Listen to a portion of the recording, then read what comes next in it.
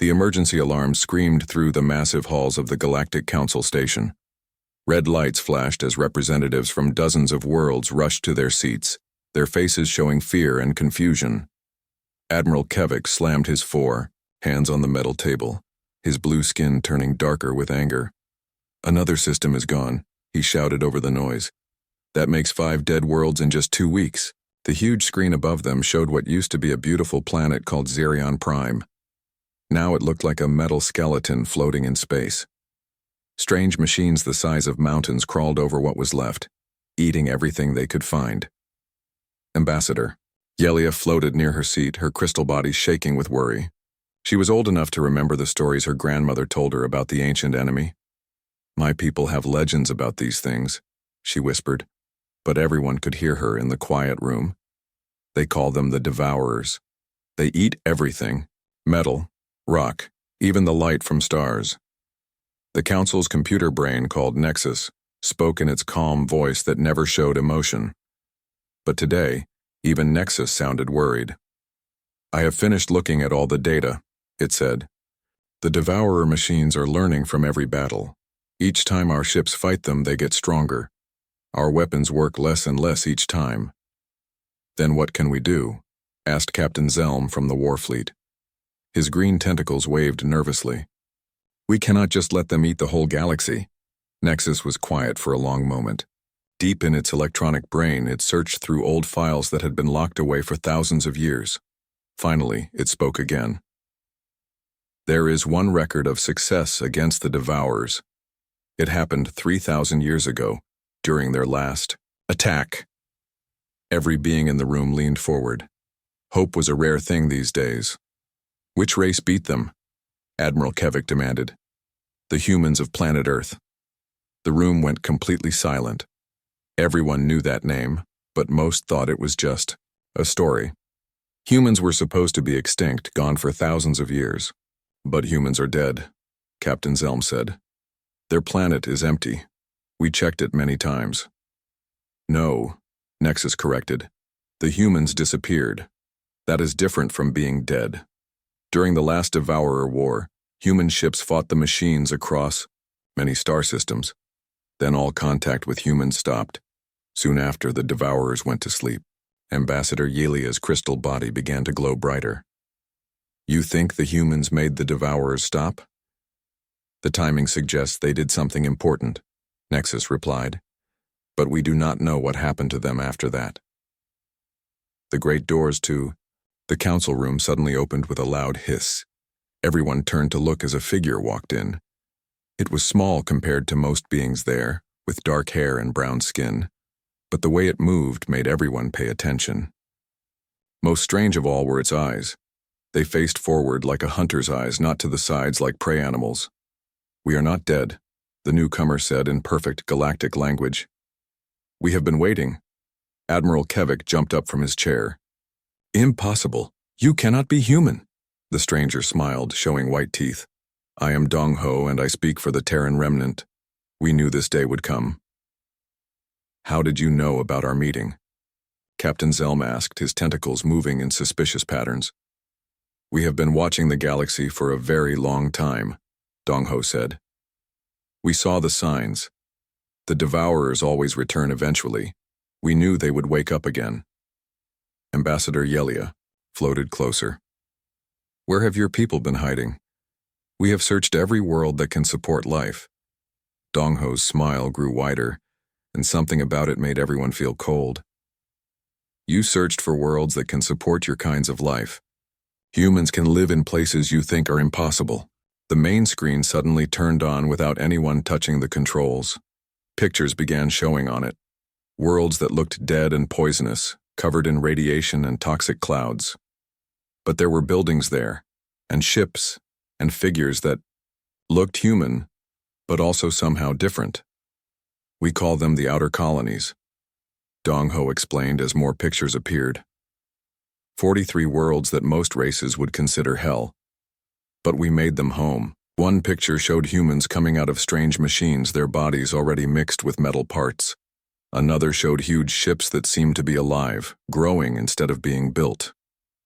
"What have you done to yourselves?" Admiral Kevik whispered, in horror. What we had to do, Dong Ho replied without any emotion in his voice. The Devourers learn from normal fighting, so we became something not normal. You want to help us? Ambassador Yelia asked hopefully. We want to save your galaxy, Dong Ho corrected, but it will cost you something. What do you want? Freedom to live where we choose, the right to use your factories and shipyards, and when this war is over, you will leave us alone. And if we say no? Captain Zelm asked. Dong Ho pointed at the screen, which now showed the Devourer fleet moving toward more worlds. Then you fight them by yourselves. We can go back to our colonies and wait for the next time they wake up. The room was quiet as everyone thought about their choices. Finally, Admiral Kevik spoke. What do you need from us? Time, Dong Ho said. And trust. We already have people moving into position, but our main fleets need time to get here. What people? Nexus asked. Dong Ho's scary smile came back. We have been preparing for this war for 3,000 years. The galaxy is not as unprotected as you think. The news about living humans spread across the galaxy like wildfire. Every news station, every government office, every military base was talking about the same thing. The humans were back and they were different. Ambassador Yelia could not sleep after meeting Dong Ho. She kept thinking about his strange smile and those forward-facing eyes that seemed to see everything. She decided to learn more about these mysterious humans who claimed they had been preparing for war. Nexus, she called to the station's computer. Brain.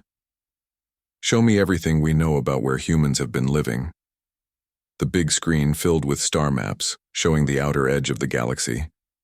These were places no one wanted to visit. Systems with dying stars, planets covered in deadly radiation, worlds where the gravity could crush most living things. These locations were surveyed multiple times, Nexus explained. All were marked as uninhabitable for known life forms. But humans found a way to live there anyway, Yelia whispered. Admiral Kevik joined her in the data room. His blue skin looked pale with worry. I have been thinking about what that human said, about having people already in position. What did he mean? Before Nexus could answer, Captain Zelm rushed into the room, his green tentacles waving in excitement and fear. We have a problem, he announced. I just checked the employment records for our military bases. There are humans working there, humans who have been there for years. That is impossible, Admiral Kevik said. We would have noticed. Would we? Yelia asked quietly. How well do any of us really know what humans look like? Most of us thought they were extinct. Nexus began searching through personnel files across the galaxy. What it found made everyone's blood run cold. Analysis complete, the computer announced. There are currently 2,437 individuals of possible human origin working in various positions throughout galactic space. Most are in jobs related to communications, transportation, and military logistics. They have been spying on us, Admiral Kevik said angrily. Or protecting us, Yelia suggested. Think about it. If they wanted to hurt us, they could have done it already. The communication system suddenly came alive. Dong Ho's face appeared on the screen, but this time he was not alone. Behind him stood several other humans, and they all looked different from normal people. Some had metal parts showing through their skin. Others had eyes that glowed with inner light. All of them moved in perfect coordination, like parts of the same machine. We understand you have questions, Dong Ho said. We are prepared to show you some answers. Show us what? Admiral Kevik demanded. Where we have been, what we have become, and why we are the only ones who can stop the Devourers. The screen changed to show the inside of a massive ship. But it was unlike any ship the galaxy had ever seen. The walls seemed to be breathing. Lights pulsed through what looked like veins, and everywhere humans worked alongside machines that seemed to be alive. This is our ship New Busan, explained a human woman with silver lines running through her skin. She is grown, not built. She thinks, learns, and adapts. Your ship is alive? Captain Zelm asked in amazement. All our ships are alive, the woman replied. We learned that to fight machines we needed to become something between machine and life. My name is Jin A, and I command this vessel through direct neural connection. As if to prove her point, Jin A closed her eyes. Immediately the ship around her began to change. Walls shifted, lights rearranged themselves, and new equipment grew from what had seemed like empty space. Incredible, Nexus said. Your technology appears to be biological in nature. Everything we build is alive, Dong Ho explained. Our weapons, our ships, our cities, even we ourselves are different now. He held up his hand, and the Watchers could see metal and flesh mixed together so perfectly it was hard to tell where one ended and the other began. This is disturbing, Admiral Kevik said. You have changed yourselves into something that is not human anymore. We are still human, said another voice.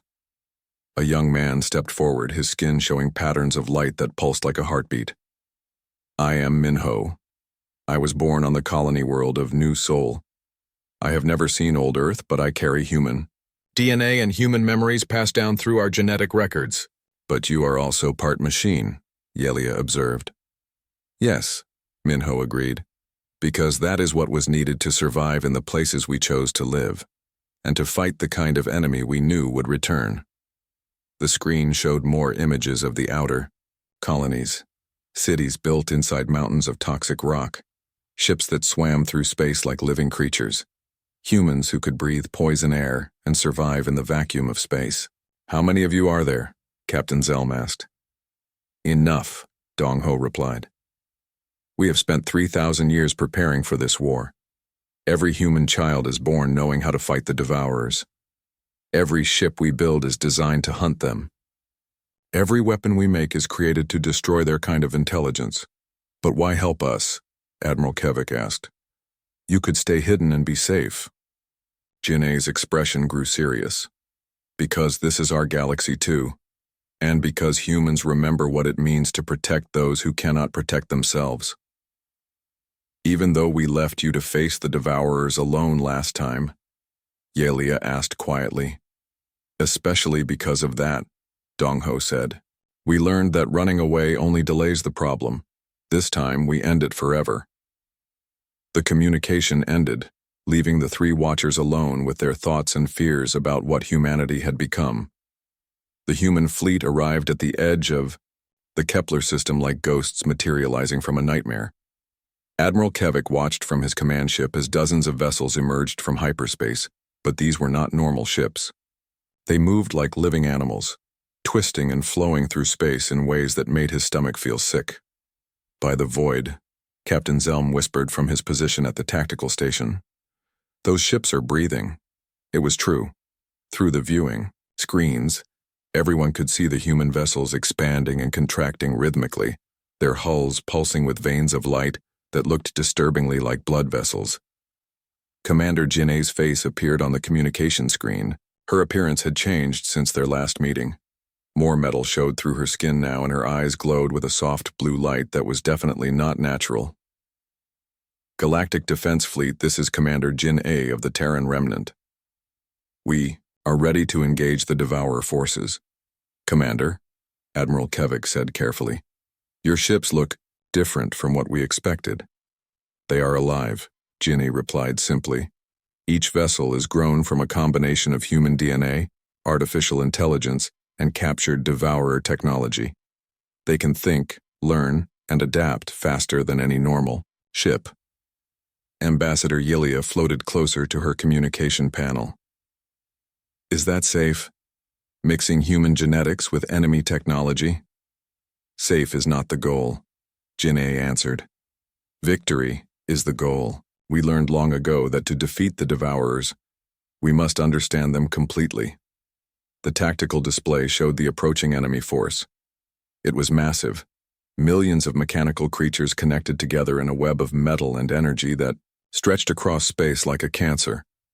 The Devourer fleet looked unstoppable, and it was heading straight for the core worlds where billions of innocent people lived. Our defensive fleets have been fighting them for weeks, Admiral Kevik reported. Every battle they adapt to our weapons. Every victory they achieve makes them stronger. We know, said another voice. A young human man appeared on screen beside Jin'ei. His name was Minho, and half his face was covered with mechanical parts that blinked with tiny lights.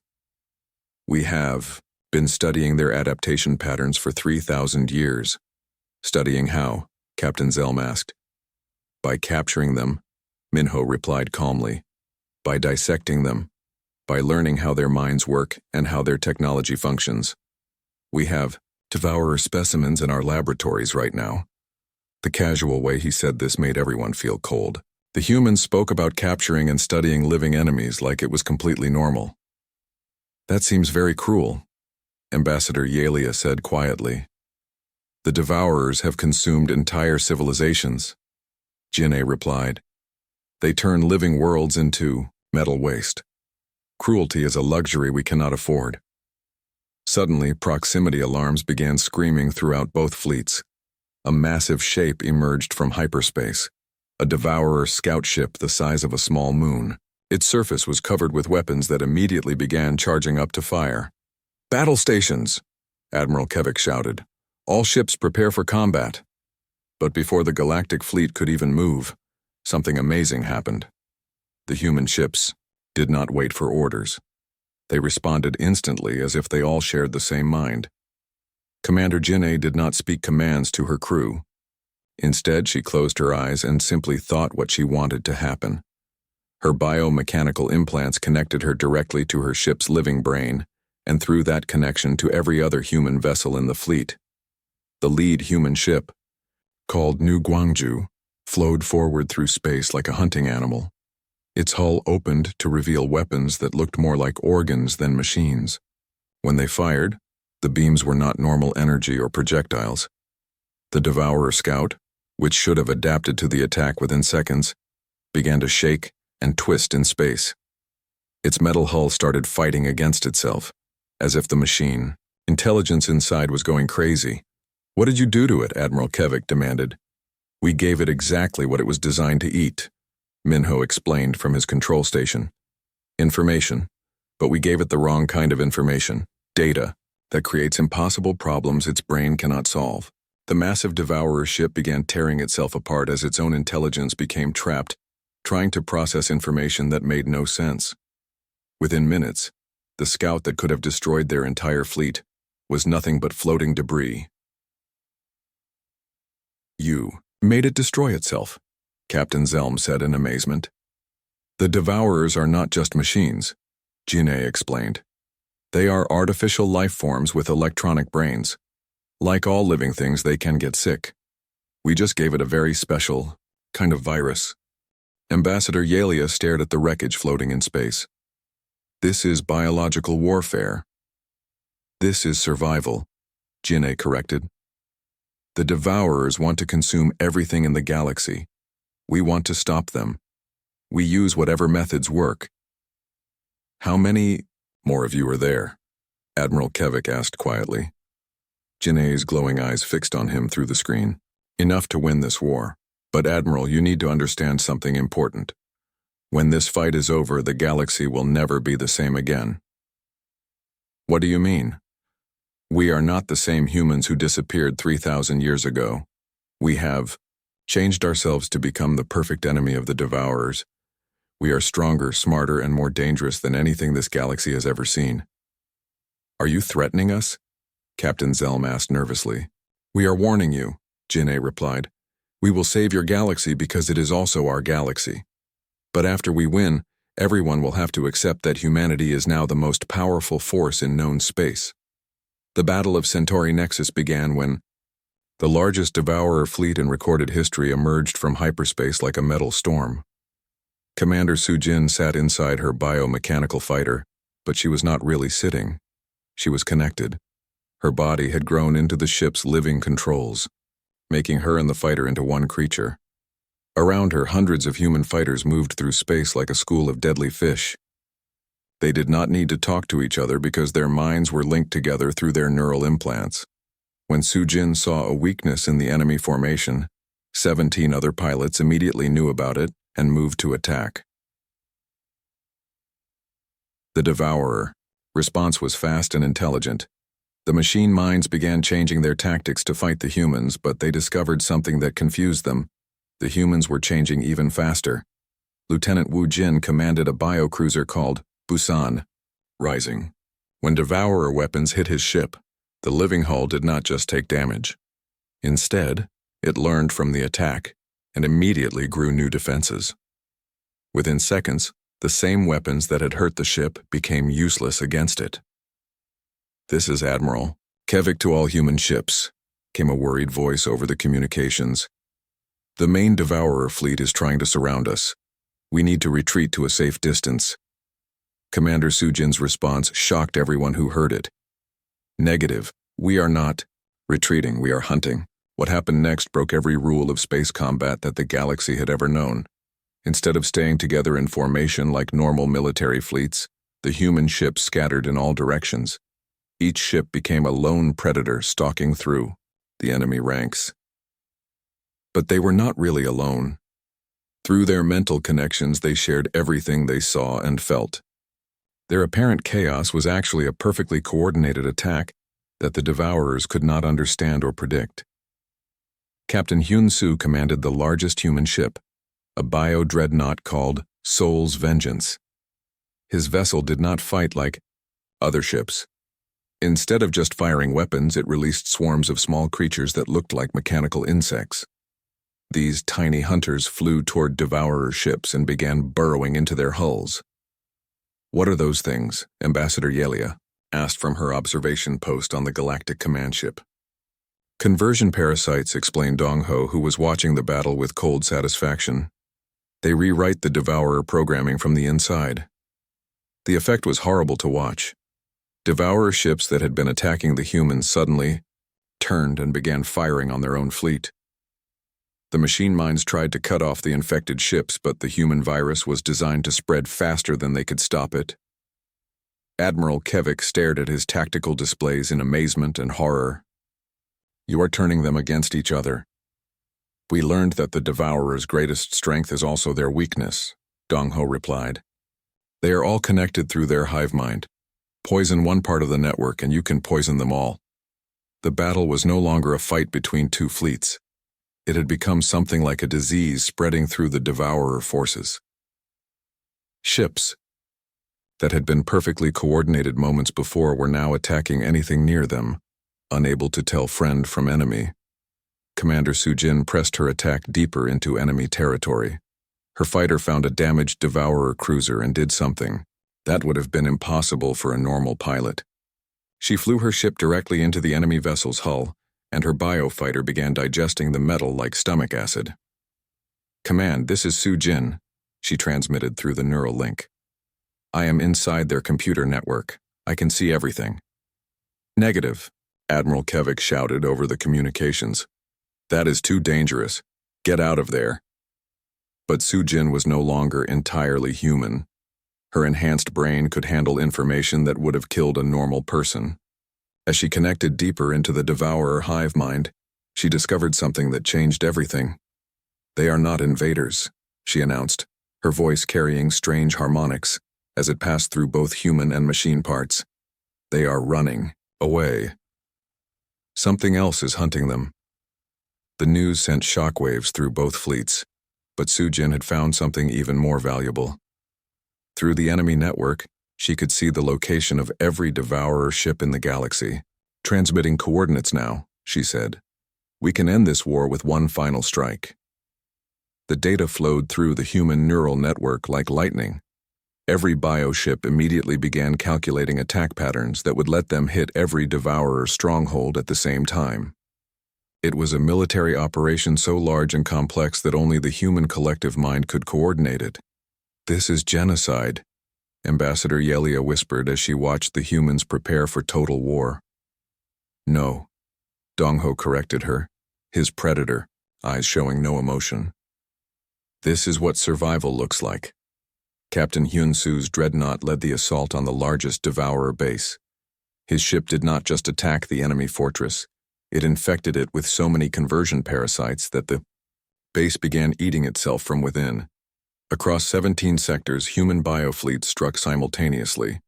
They did not just fight the Devourers. They corrupted them, converted them, and turned their own adaptive intelligence into a weapon against them. The ancient machine minds that had terrorized the galaxy for millions of years discovered what it meant to be prey.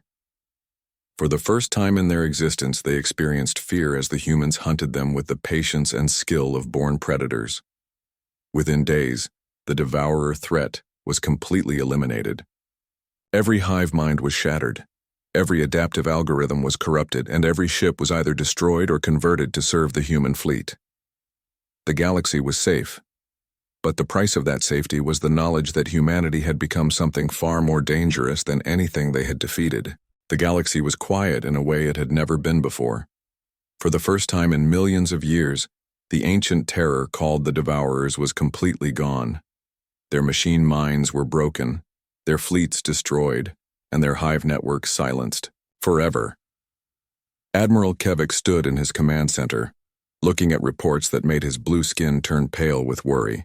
The war was over, but the numbers were frightening. His galactic forces had lost 30,000 brave soldiers in the fighting.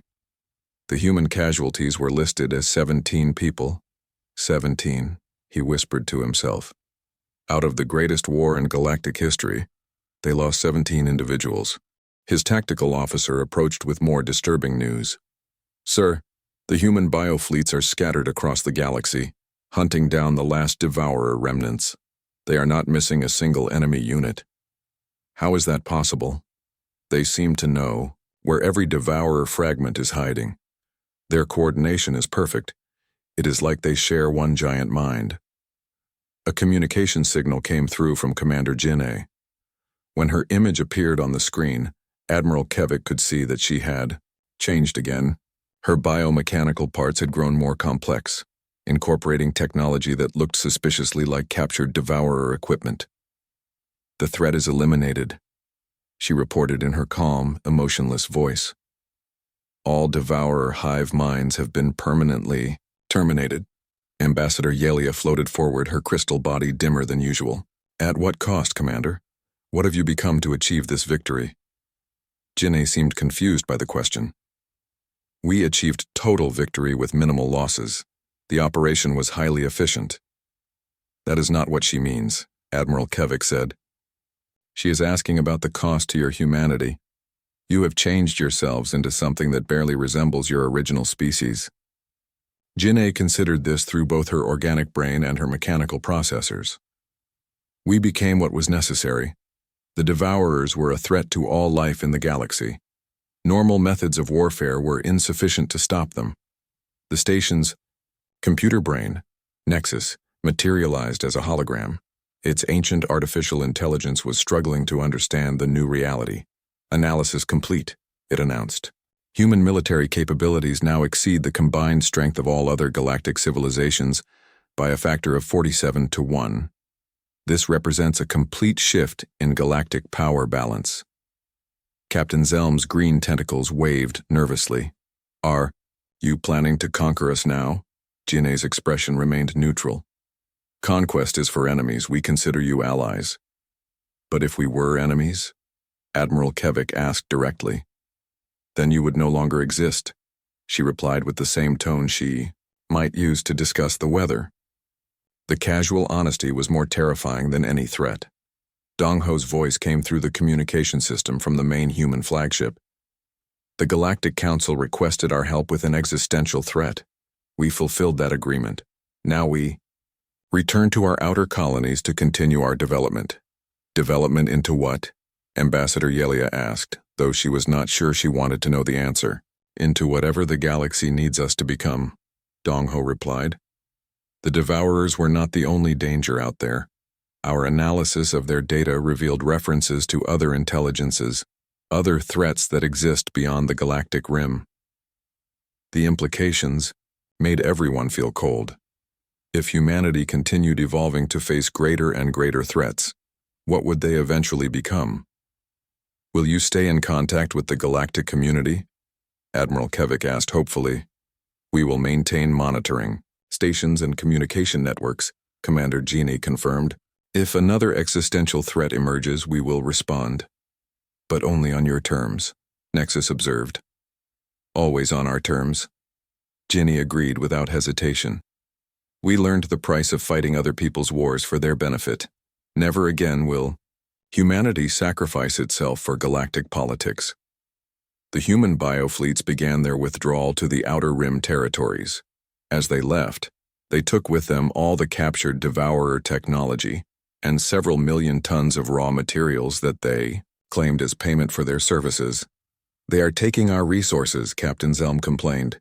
"They are taking what they need to protect us from the next threat," Admiral Kevik corrected, though he did not sound happy about it. Ambassador Yelia watched the human ships disappear into hyperspace. "What have we done? We asked them to save us, and they did. But now they are the most powerful force in the galaxy." "Perhaps that is what the galaxy needs," Nexus suggested. "A species willing to do whatever is necessary to protect life from extinction-level threats. Even if that species is no longer entirely alive itself?" Yelia asked. The question hung in the air without an answer. The humans had saved them all, but they had also fundamentally changed what it meant to be the dominant power in the galaxy.